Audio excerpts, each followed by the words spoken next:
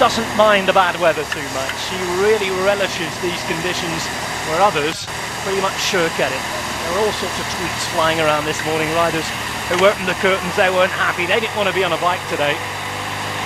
Well, I don't think they don't want to be on a bike today, and it doesn't look as if they want to cooperate with each other at the moment, because 18 seconds now to the yellow jersey of Froome and Spilak for Katusha.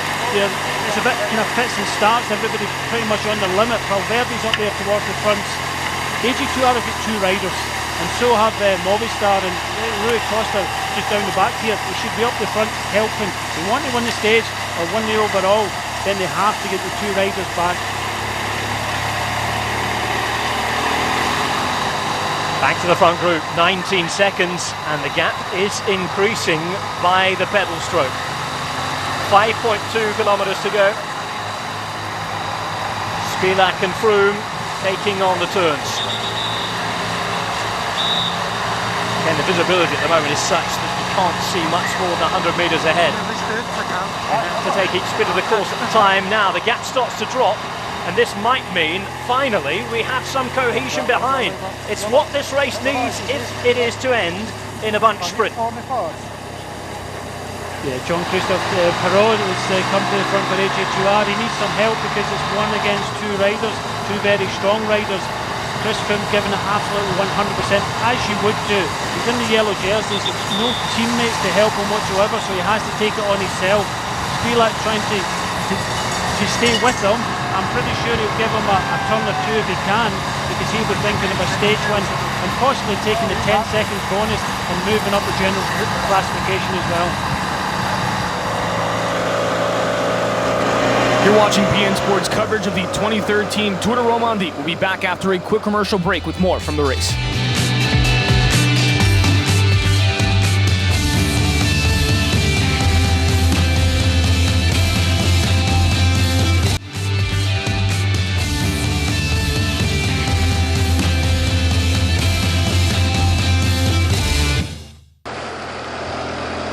Just as soon as that gap rises, they'll get a shot in the rear, and look, Jean-Christophe Perrault really tries and puts it on the gas. Might have left it too late though. 38 seconds now. Spilak and Froome, well, whatever was said, it was very cordial indeed. They're working together brilliantly here. Well, for me, initially when Chris Froome got across to Spilak, he said straight away, look, I'm just wanting to go for the time, you go for the stage. We both work as hard as we can together. 3 kilometres to go, and I think that is going to happen.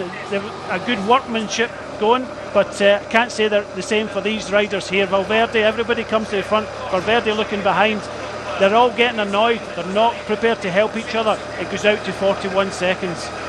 Well, the gap is such at the minute that even playing and not counting the stage result here, they're losing that much time that they're all putting their own possibilities in danger of beating Chris Froome on an off day and the time trial, and perhaps the race is just blowing up in front of our eyes now.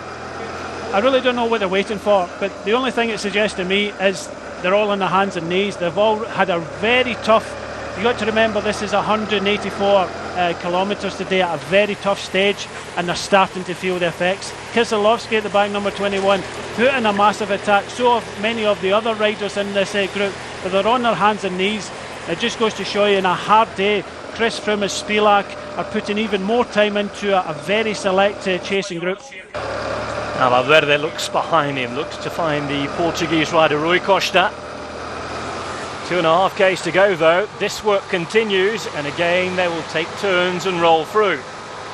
Spilak in the red of Katusha, Chris Froome in the yellow and black of Sky Pro Cycling. That's one their way of taking the jersey all the way from the start of the finish. But the question was asked, would the change in the parcours change the outcome of the race or the stage? I don't think it has today. I think we're seeing two of the strongest men in this race, Chris Froome at the front and Spilak, number 18, at the back, showing a clean pair of wheels to a very, very select group. Valverde in the left, Van de Broek in second place for Lotto Bellis, and Bettencourt, Anton Danielson there, Rui Costa. We've seen Perrault in there, and also Kelderman, Kieselowski at the back, and Weiss is also in there for IAM. There is Wilco Kelderman, the number 86. Thibaut Pinot also out of gas. We saw him try to light things up. Rui Costa in the meantime slips down alongside Jean-Christophe Perrault. This is Wyss once more. Looks behind him. Can't get away from Valverde at the moment. And again, everybody thinking of their own aspirations here.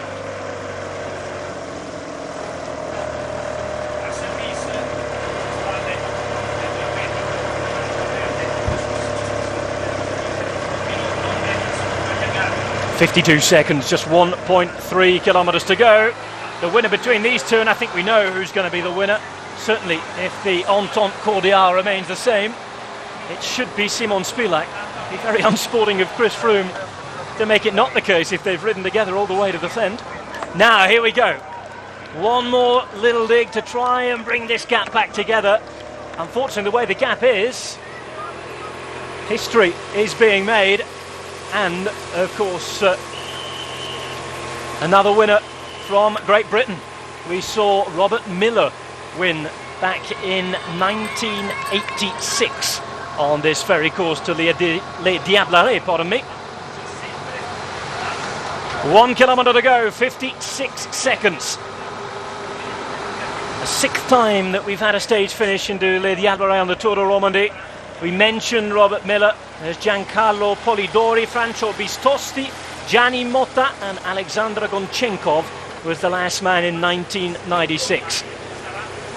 Well, there is the stage one to fight out here, but this is doing Spilak very, very well. He's 51 seconds off the lead but of Chris Froome in the yellow jersey, but he could be moving himself into second place in the general classification with this amount of time. Froome in front. Again, we mentioned the possibility of another British win on the stage here. Again, I'd certainly not feel too comfortable after watching this if Froome was to take it. Certainly ridden with Spilak now. Big right-hander here, 300 metres to go.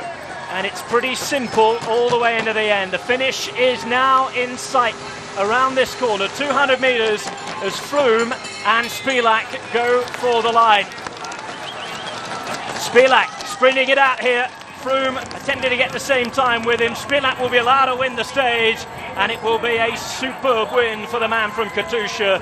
Chris Froome going behind him. You think, barring disaster tomorrow, will have most probably won the Tour de Romandie here today. The question for these guys now is how much, as far as the gaps and times, is going to be eked out. Thibaut Pinot at the front, desperately trying to put this down. Van den Broek on his wheel. This is Igor Anton in the orange. Just alongside him, Carlos Betancourt. Pinot pedalling away for his life. Remember, he's a man who's trying to secure the white jersey as well here. Betancourt just behind him. Not only the podium is up for grabs, just looking at the finishing line, 40 seconds have now passed, so it does look as if this could be 1 minute's game plus the bonuses at the finish. So it does look as if Chris Froome is going to be leading this race, but Spilak, the stage winner, is going to be second on the podium. Here comes a sprint for third place then. It's Rui Costa and Alejandro Valverde are going to lead it out. Costa going for the line, and it will be the Portuguese who looks behind him, sees that Valverde can't come around, and Rui Costa takes those bonus seconds. 4 of them for coming in third place. But there is our stage winner, Simon Spilak, who went ahead. Finally, his gap was bridged by Chris Froome, and those two working together excellently to stand as 1 and 2 on the top of the podium as it stands in the Tour de Romandie. This is how it finished, but I think we knew the result, Brian, quite a lot earlier. Yeah, Spilak for me seemed to be the strongest on this final climb. Came through this stage very, very strongly. You can just see the conditions today. Unfortunately, we haven't been able to show all of it, but Chris Froome coming over the finishing line, just noticed him after the finishing line, and he has had a hard day in the saddle today, but hats off to Spilak. And by the bonus seconds, it does look as if it's Richie Porte just coming across the line, loses 1 minute and 54 seconds, and a great effort for him looking after the overall lead of Chris Froome. But it does look as if Rui Costa moves into third place in the general classification. 2 minutes 11 seconds passed since Spilak and Froome crossed the line. Rest of the group coming in and sprinting for those places. Damiano Cunego involved there on the right hand side.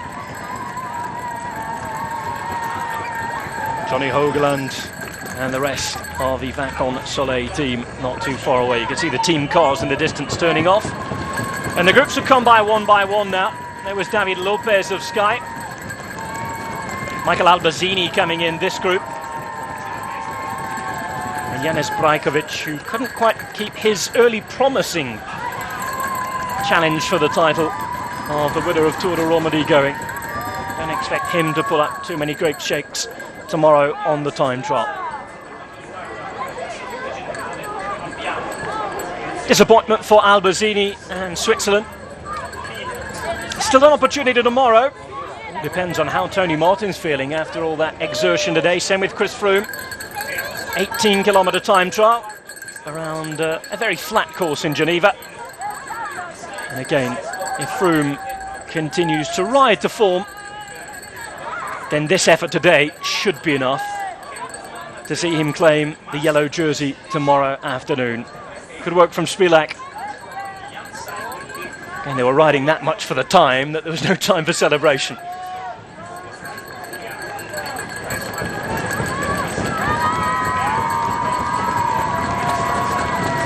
Well, Simon Spilak not only successful just here in Romandie, he's had a very good start of the season, in fact, altogether. He's in great form in the Basque Country, 4th overall there.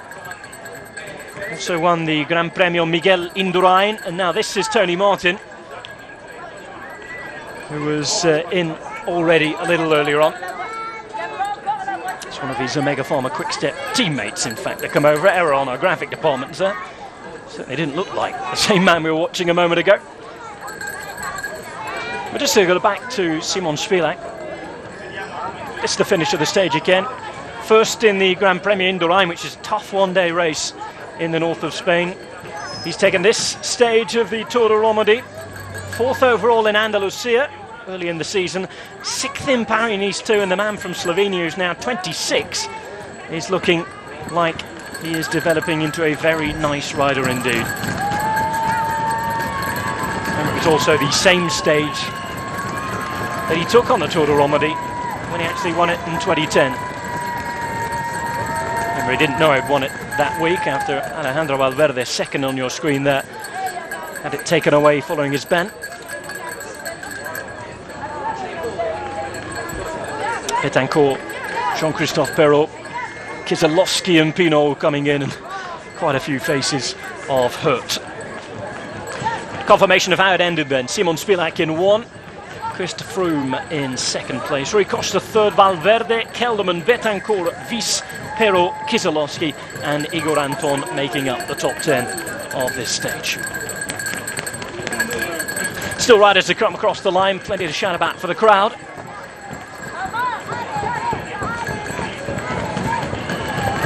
Chance to cheer the heroes of those who have hung on. So many abandons today. Quite a few did not start as well, despite the conflicting reports of those. And a ride in the end that the winner did in 5 hours and 10 minutes to be exact.